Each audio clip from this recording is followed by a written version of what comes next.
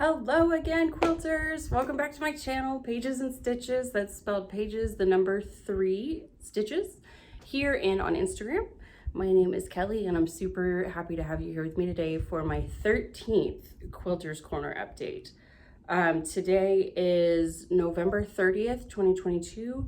And so I want to go over everything that happened in my quilty world for the past month. Before I get into my whips and everything else, I just want to say a massive thank you if you're here watching this video.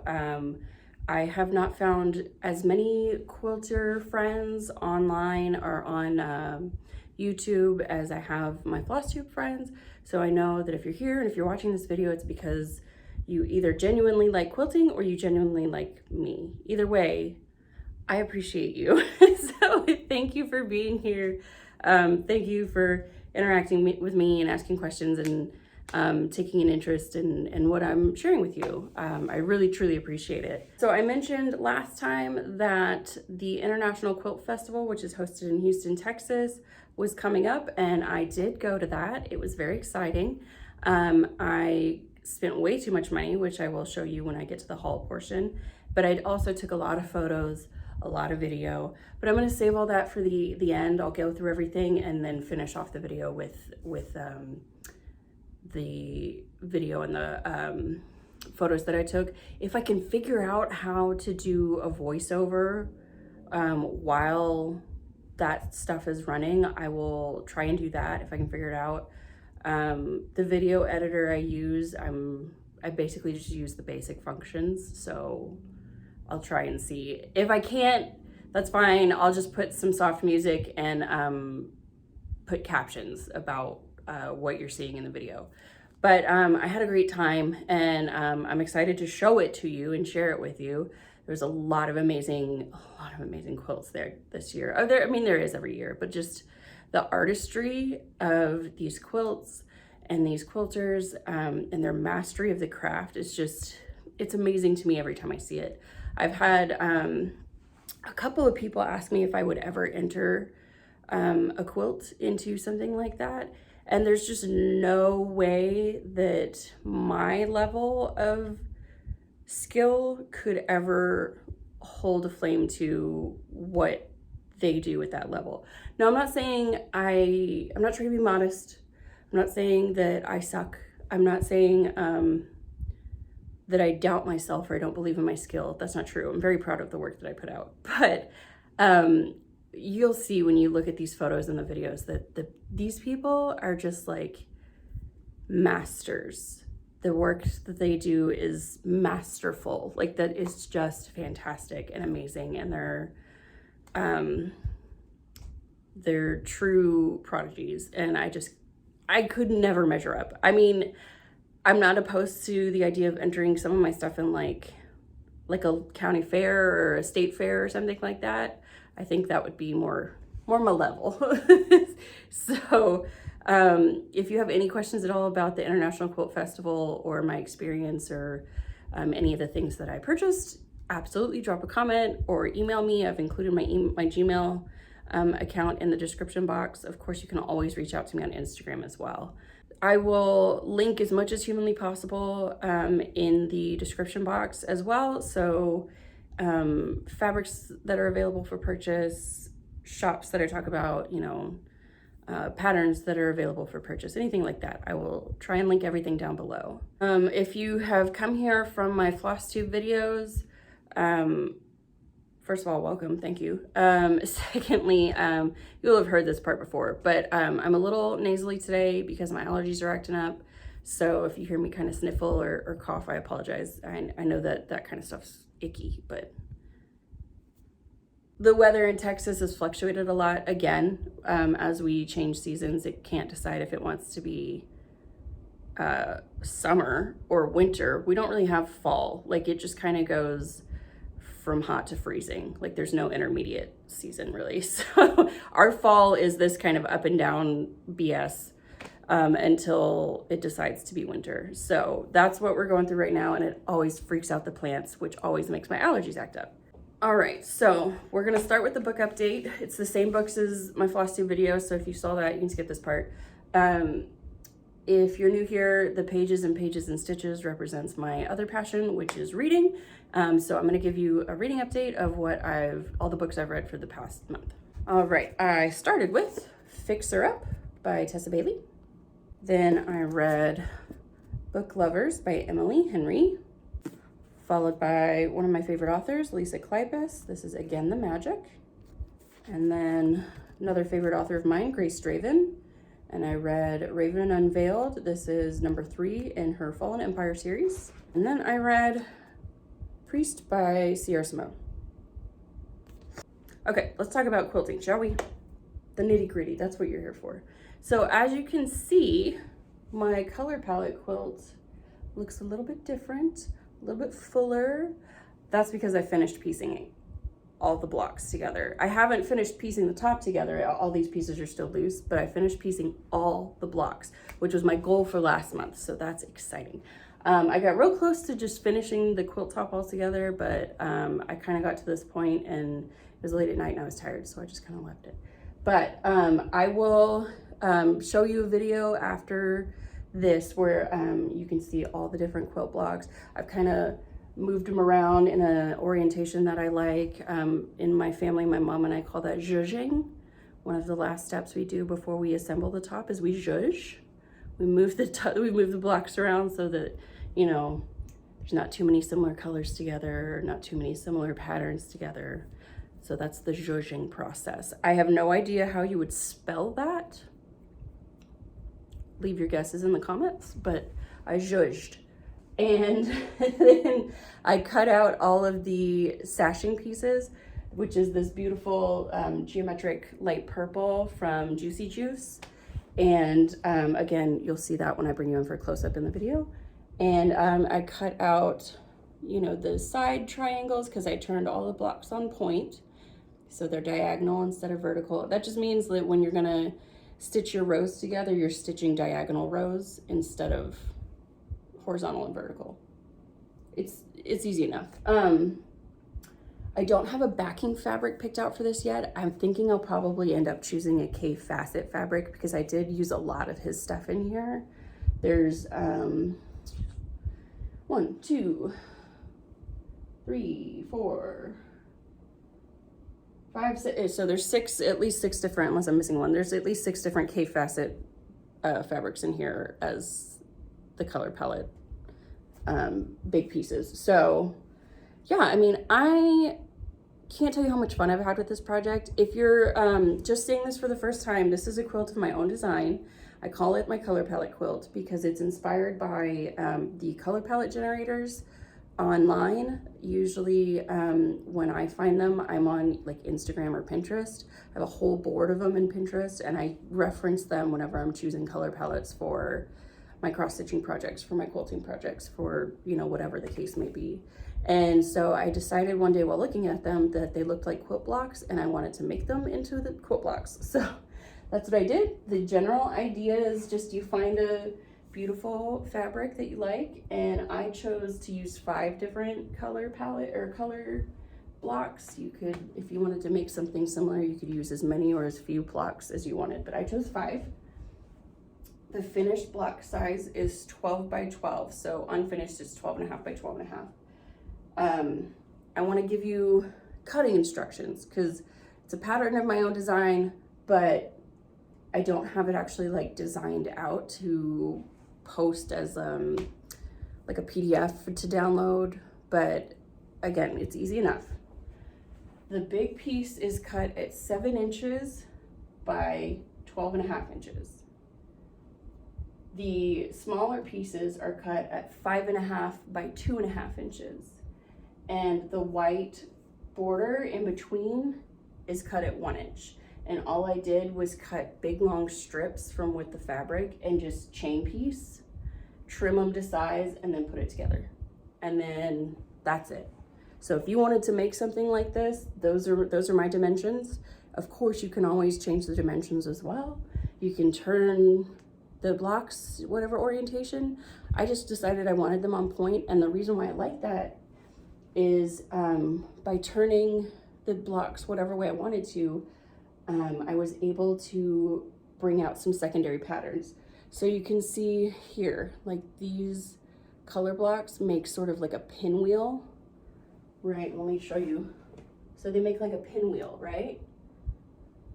And then when you go over, then the big fabrics make that same pinwheel. And then you go over here, and then we have another color block pinwheel. And so the way I created that was for every column, for every vertical column, I took the blocks and put them on the wall as opposites. So for example, this block has the color going down. Then I flipped it for the next one, going up. And then I flipped it for the top one, going down. And so when you do it that way, every column and every row has the blocks turn the opposite direction as the block next to it.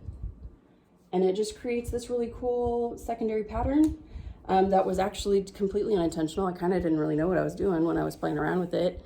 And that happened, and I was like, genius. I'm a genius. I don't know if I can actually claim genius, but I am really proud of the way this has turned out. So if you have any questions at all about my design process or, oh, you know what? Let me give you the dimensions of the sashing. So I cut these at 1.5 inch wide. So when they're sewn together, there will be a 1 inch border between all the blocks.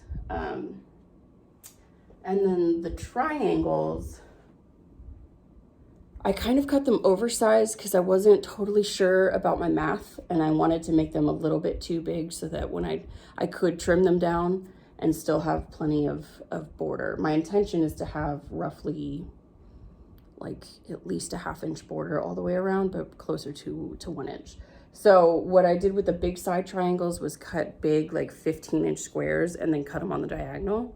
And so that's how I got those triangles. And then the corner ones, I cut a really big piece and then cut it on both diagonals. So then I have smaller triangles for each of the corners. But I think I may have actually cut those too small. I might have to cut them again. Or add some, I have sashing between all the blocks, but I don't have sashing on the outer borders of, like I don't have sashing right here on the outer borders of each of the corners. And I think I might need to add that to achieve what I'm going for, which is fine. That's just 4 little pieces of 12.5 inch strips by 1.5 inch. Easy. So anyways, yes, let me put in a video here of the beauty that is my color palette quilt.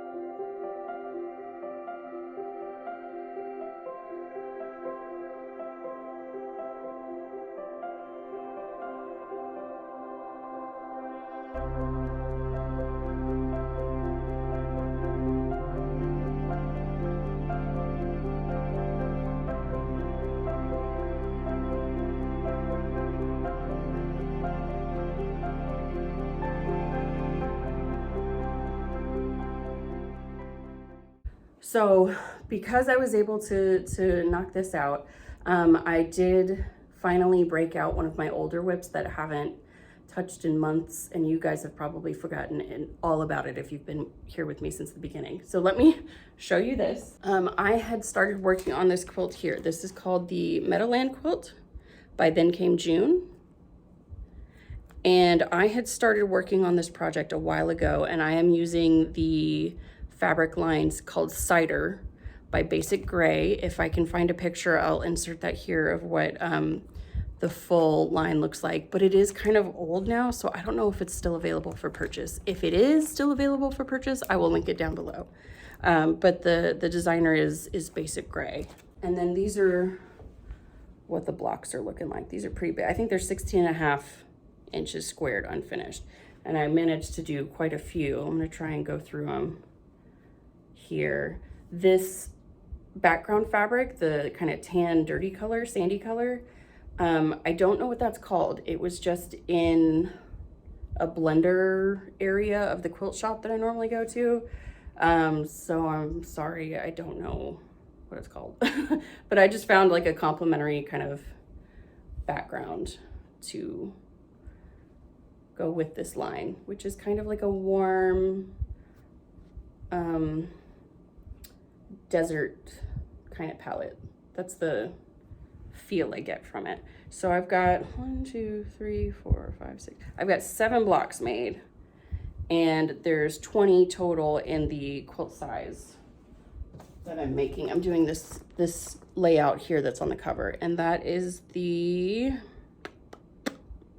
large throw. So the finished size is supposed to be 64 by 80 to get that 4 blocks by 5 blocks.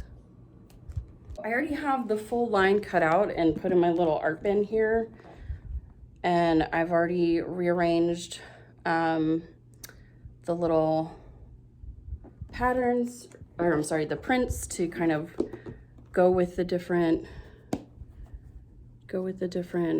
other prints in the line. I don't want to like mess up my stack here, but like I said, I'll try and include a picture that shows the full line.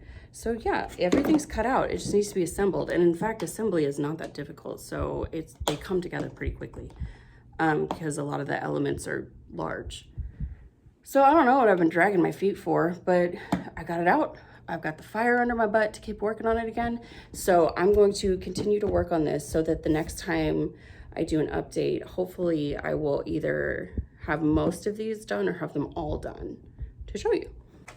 Okay, so this next bit I'm actually really excited about. I mentioned last time that I had in the past colored this sort of rainbow gradient picture a long time ago, and it's this picture right here. Ignore this for a second. Try and move that out. I just kind of colored it one day when I was bored and on graph paper.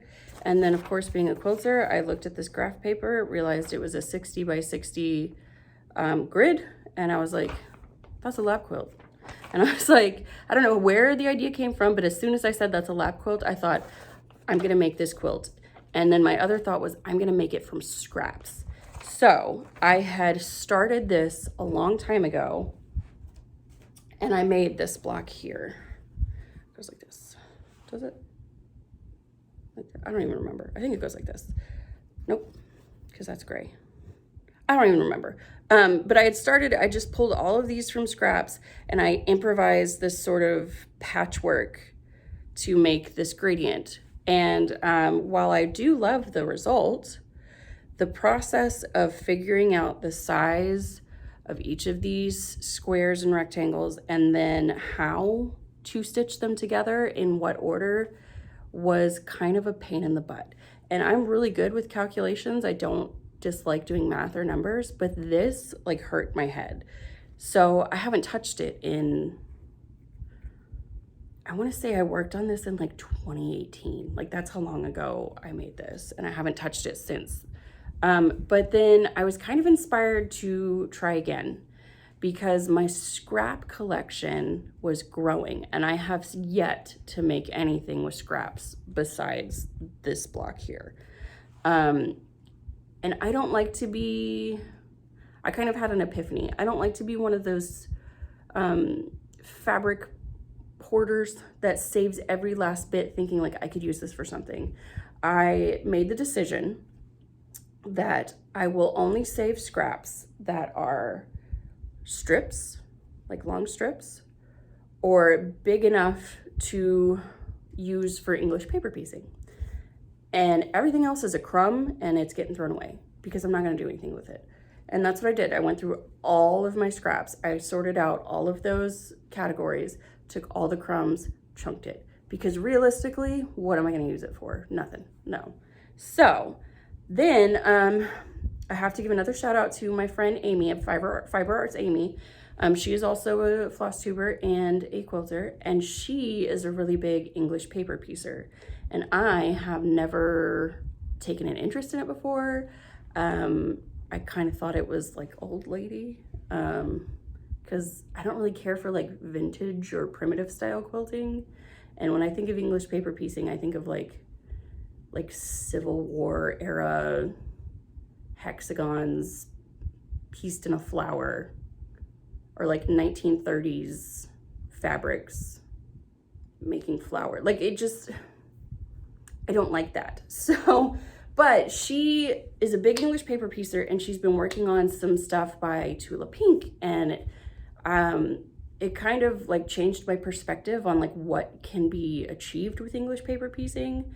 I'm really behind the times when it comes to that, because after I started looking into it, I realized that some people are really making some fantastic stuff with English paper piecing. So I looked into it a little bit more.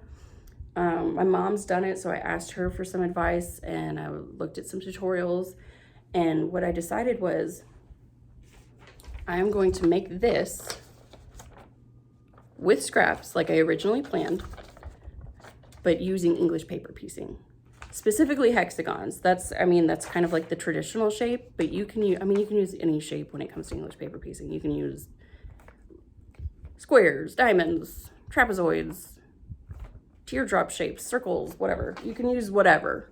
I'm starting simple, just doing hexagons. So for the past month, I have been hexing, making hexagons, all from scraps. And then the reason why I have this little guy taped here with washi in the corner is because I'm gonna work in these little 10 by 10 grids. Last time I started in this corner, and I kind of didn't want to do that again. So I decided to start down here. And with my little hexagons, I've managed to piece together what will be the start of this quilt. I haven't actually stitched all of the individual pieces together yet. It's still laid out. So I'm going to insert a video now of what I've done, and I'm really excited about it.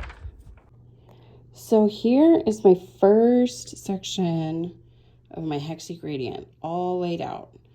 And up close and personal, it kind of looks like a hodgepodge of craziness, but I want to, without showing too much of my apartment, if you step back a little bit, the gradient starts to sort of display itself a little bit better. And I gotta tell you, trying to figure out how to lay this out was both super enjoyable and also a little bit mind-numbing, because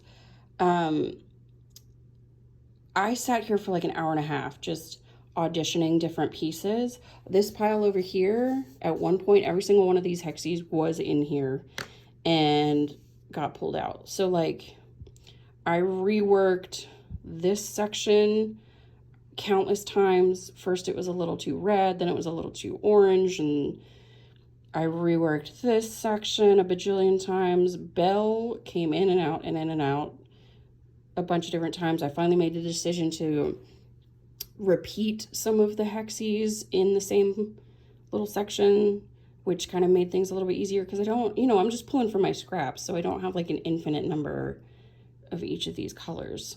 So I repeated, like these here, these here. But I just really love I love the result. Like, I'm really excited to get this going. So when I do my next, so this is the far edge here. I'm sorry if you hear my dog barking. There's somebody walking past my door.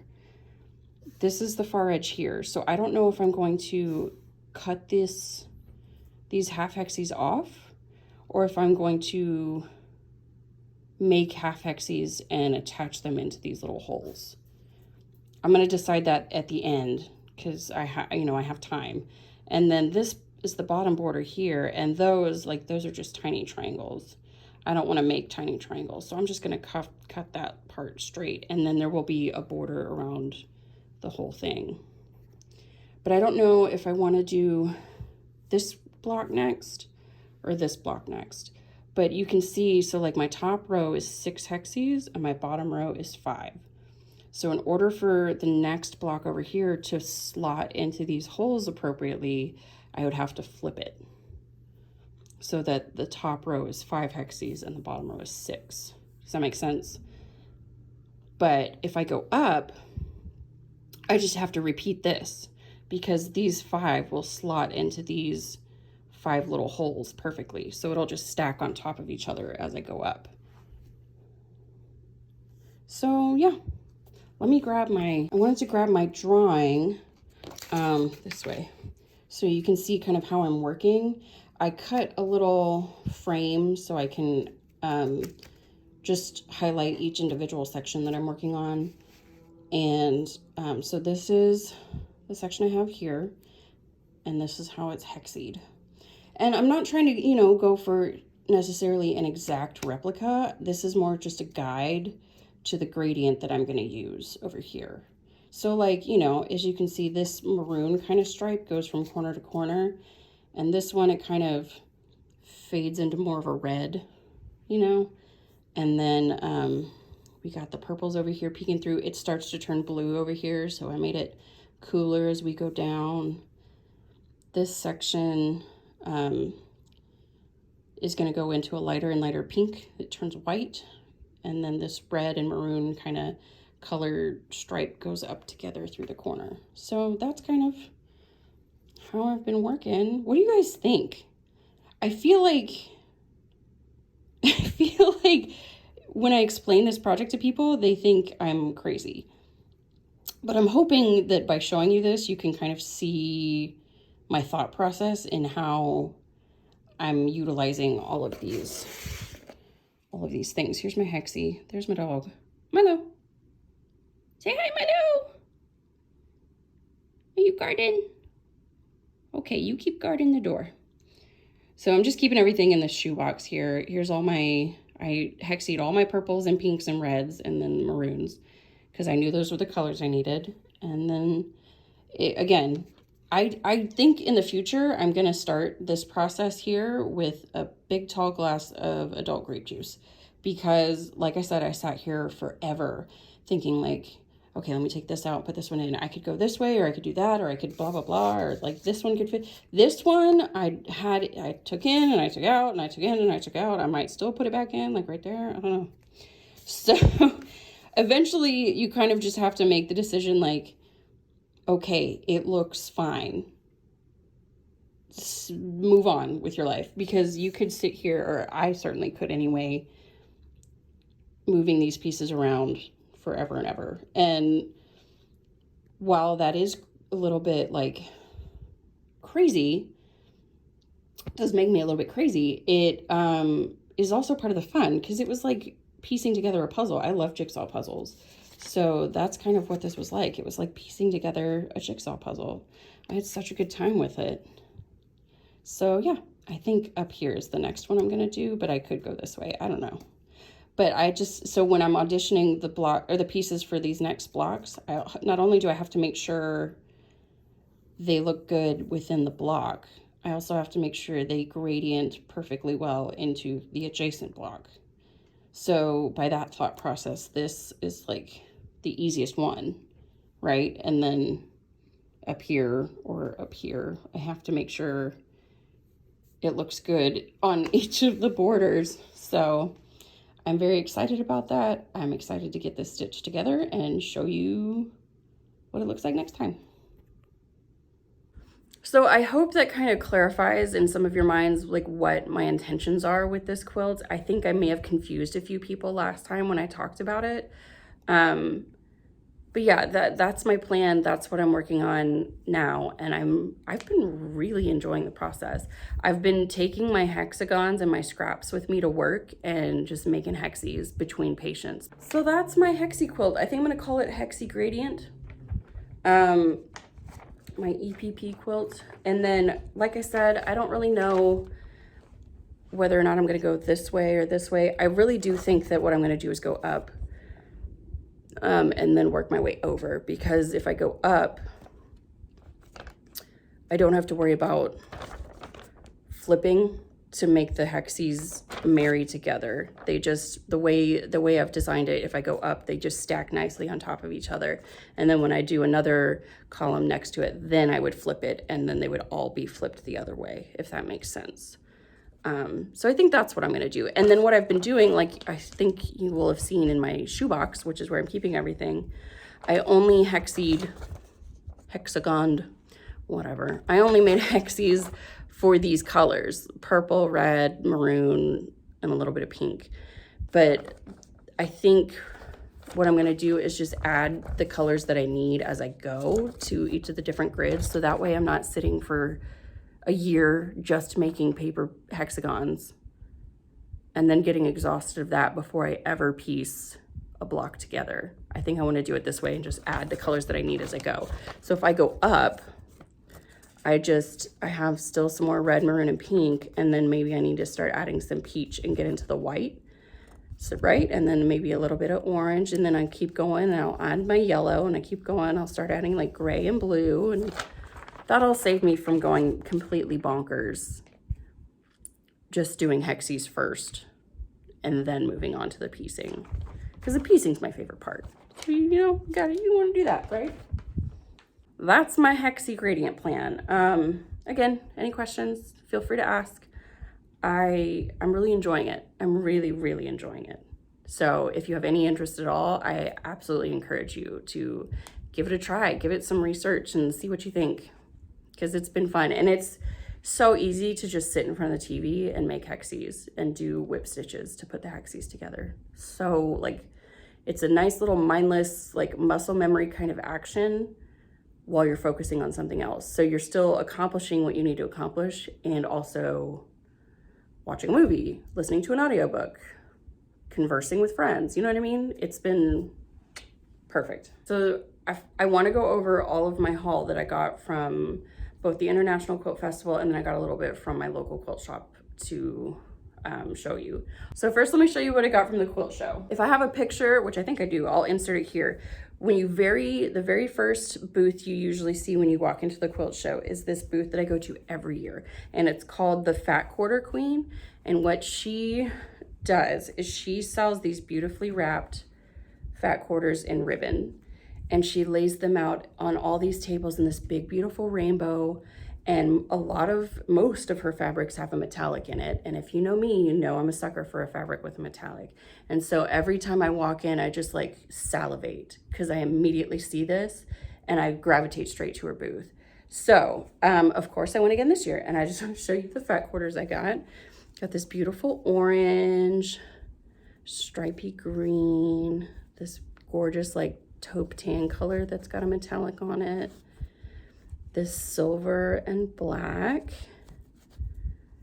this beautiful swirly stripy red, and then this is actually a companion to the green one. I didn't even realize for a while that I got these two, but I got those too.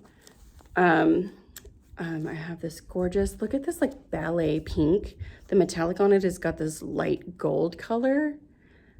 I love that. That's so pretty. And then these next three are all in the same line together. I'm thinking I might make some project bags with these. But they're these beautiful florals with purple and magenta and pink and teal. I love those three. And look at the butterflies. Aren't they beautiful? Yeah. So that's my Fat Quarter Queen haul from her booth. And I've been shopping from her booth since she's been at the quilt show. Like, I go there every year. I look forward to it. And I just love that they put her right in the beginning, right in the front every time. But my wallet hates it. So this next thing I got is really cool. So this booth that I'm going to tell you about is actually, it was in like aisle 2. I got some video of some of the quilts that they have made there. I'd never seen it before. I was told by my mother to go find this because she went to the quilt show the day before me. And it's a company called Legit Kits. They have a Facebook and they have an Instagram. And what it is they sell kits of foundation paper pieced quilts. So let me show you this brochure so you can see some of their projects. And these up close are just to die for. Like, these are just little pictures, but the quilts, they have some, they have mini versions, but a lot of them, they're just like giant lap size quilts of these beautiful foundation paper pieced quilts. And the way they sell it is they give you look at this cat. It's a black cat, but it's done in like purples. How stunning is that? I think I have to get this one.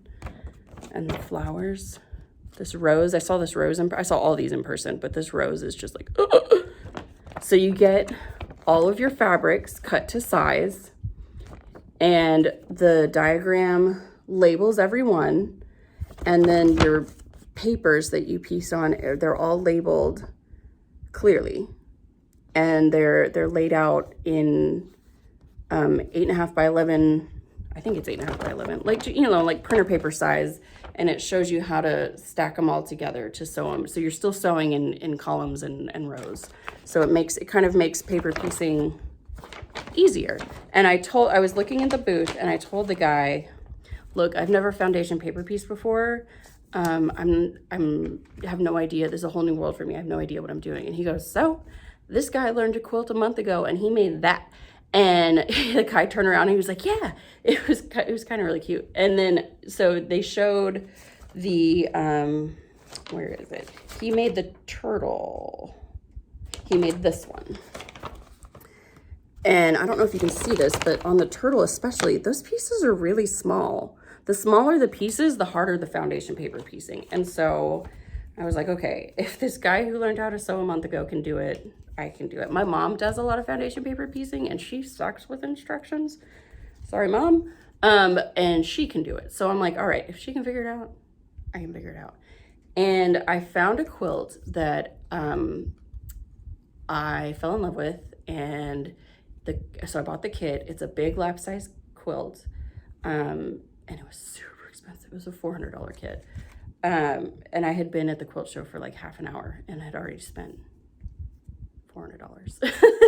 Let me show you the quilt. It is a big kahuna. I bought Skulliver, the rainbow skull. There we go.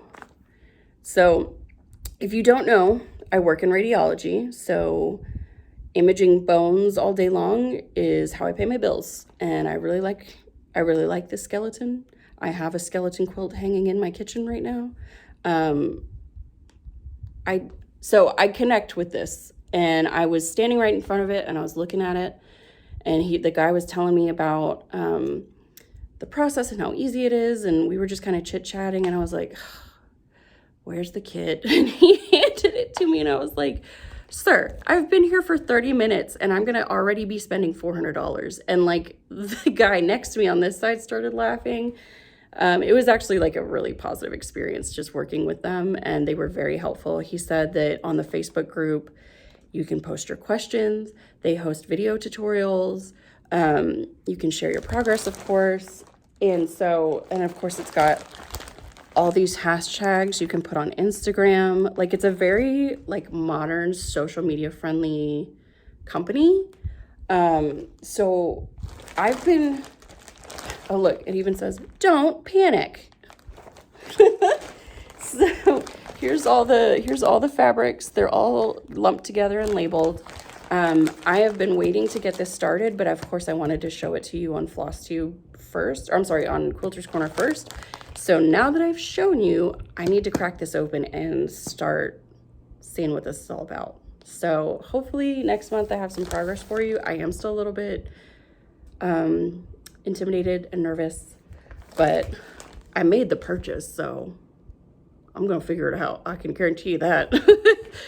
But anyways, this is Skulliver by Legit Kits, and I will link all of this down below. So if you have any interest at all, check them out. And then, like I said, they have kits. Skulliver is available as a full-size quilt and as a mini, and a lot of those patterns are available as both full-size and minis. So if you're interested at all and you just want to do like a wall hanging size, like, you know, 2 feet by 3 feet, those kits are obviously much more affordable. It's a lot smaller, a lot less fabric.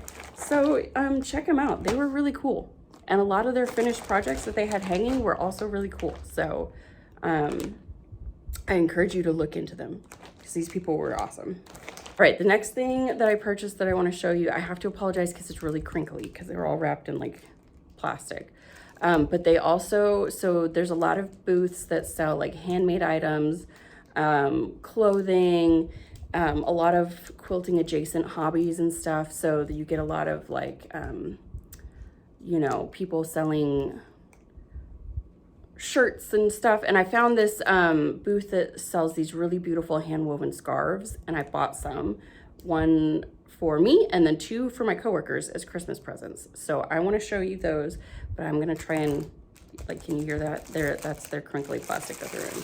So I apologize for that noise, but they actually kind of just got all bunched up inside the plastic. So I'm just going to take them out of the plastic. So that way we don't have to worry about the crinkle noise. But I bought all the same scarf, just in different colorways. So this is the first one, and they're this accordion style, so they're kind of stretchy. And like, look at how beautiful this woven work is at the end. Look at that. Isn't that stunning? And I bought this beautiful, so this one is this gorgeous like peacock blue teal color. It's actually not translating very well on the camera because there's light behind it, but let me see if I can, I don't know if it's not showing very well, but it is like a rich teal peacock color. So I bought this one for my coworker Mia, and my coworkers don't watch my floss tube, so there's no danger of them seeing this. And then I got this sort of gunmetal silver one, again with the same like beautiful different colors of course, but this gorgeous, I just kind of like this bit at the end is just stunning. So this gorgeous like deep silver I'm gonna give to my coworker Ariana. Again, it's just, and I mean, you can't feel them obviously, but they're very soft and smooth, kind of a silky texture. I just loved them. So I got the silver one for my other coworker. And then last but not least, I got one for me too. And I got this gorgeous kind of bronzy orange. It's kind of like an Astros orange. So the Astros had, they played Game 6, the winning game of the World Series, which they won the same night that I went to the quilt show. And the George R. Brown Convention Center is literally 1 block away from Minute Maid Park, which is where the quilt show, or where the World Series was. So I had to get in and get out before the World Series traffic started, which thankfully I did. But I was just super pumped to find this scarf because it is a beautiful coppery Astros orange, and they won the World Series. Sorry, Phillies fans. Better luck next time. And then here's the end of that one. So I got this one for me.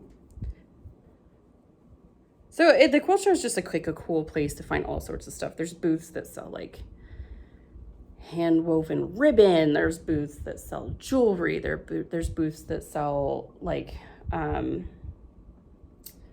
let me show you this. I bought this at the quilt show last year, and it's this beautiful handmade wooden seam ripper. And I forget what this end is called, but you know, it's the point, so you can feed things into your sewing machine or help poke corners out when you're flipping something. And these ends are detachable. You can change them out. And so this guy, he hand makes these wooden seam rippers, these wooden handles. You can get them in a million different colors, natural wood, super sturdy. And it also clearly doubles as like a weapon. Since I live by myself, I can stab the crap out of somebody with this. This is not a paid advertisement for murder. But anyways, I use this tool every single time I sew. It's amazing. These are nice and sharp. And he even sold me just as a gift. He didn't sell it to me. He gave me as a gift a replacement seam ripper head. I don't remember what the name of his booth is called, but I'll try and find it and insert it.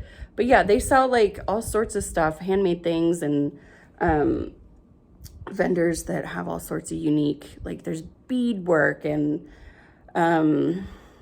anything to do with yarn. There's every year there's always a massage chair booth, so people like to frequent that, sit in the massage chairs when their legs get tired.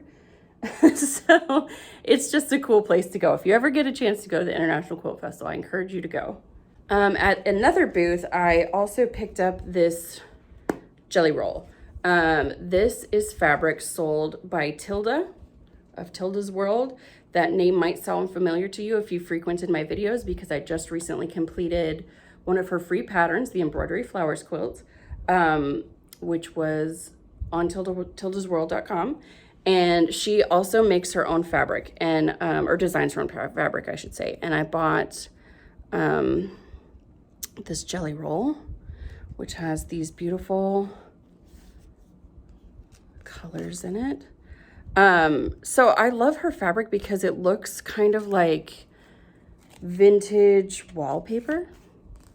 It makes me think of like a Regency era tea shop, or it even kind of has a little bit of an Asian flair to it, because some of the pieces have like, you know, let me see if I can, let's open it up, shall we? It's mine now, I can do that. There we go. So for example, like this one, like there's this beautiful blue and white, there's birds, there's, it looks like ceramic pottery. It's kind of reminiscent of some of like Japanese artwork.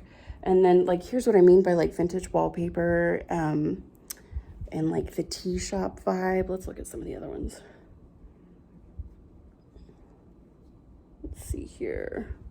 There's that ceramic one again in a different color. All just gorgeous, beautiful. I love her color palette. Look at that. Look at those flowers. And look, it's got peacocks and stuff. Like, it's just reminds me of a different era and different geographic locations that I am in love with. So I bought her jelly roll. Not really sure what I'm going to do with it. I have a couple of patterns in mind for it. One of it, which is in the haul that I'm about to show you. So yeah, I bought a Tilda jelly roll, which I'm very happy about. This next thing is gonna interest you floss tubers. So I bought this travel lamp, and it's from,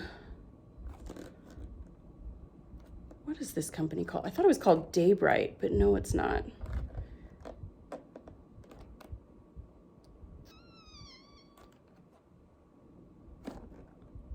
What the heck were you called? Oh, it's Daylight. Wow, Kelly, you're dumb. And it's right here on the box. Daylight Co. Anyways, they sell a bunch of really cool illuminating light sources for crafting. And I was on the hunt for a portable one so I can take with me to retreats. And so it's small. I mean, it looks like this, and it's cordless and rechargeable. So when I take it with me to retreats, if I don't have access to an outlet, this is perfect. And I was able to see it with the light on. There's a couple of different light settings. Yeah, three different light settings, from dim to medium to bright.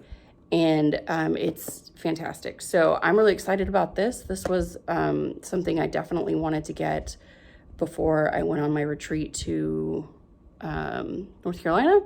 So this is coming with me. And I will link their shop down below now that I know what it is. Okay, that was everything that I purchased from the International Quilt Festival. The last bit of my haul is stuff that came from my local quilt shop that I had been getting on sale. So I'm gonna show you that real quick, and then we'll go over plans for next month. I'll insert the videos of the Quilt Festival, and then we'll say goodbye. So I just got a couple things from my quilt store. I bought these Wonderful Deco Bob pre-wound bobbins. They are wound with an 80 weight thread, which is kind of a thinner thread. Like, I think the thread you get from like Joann's, the Gutermans, and the Coates and Clark, that's more of a like 50 weight. So the higher the number, the thinner the thread.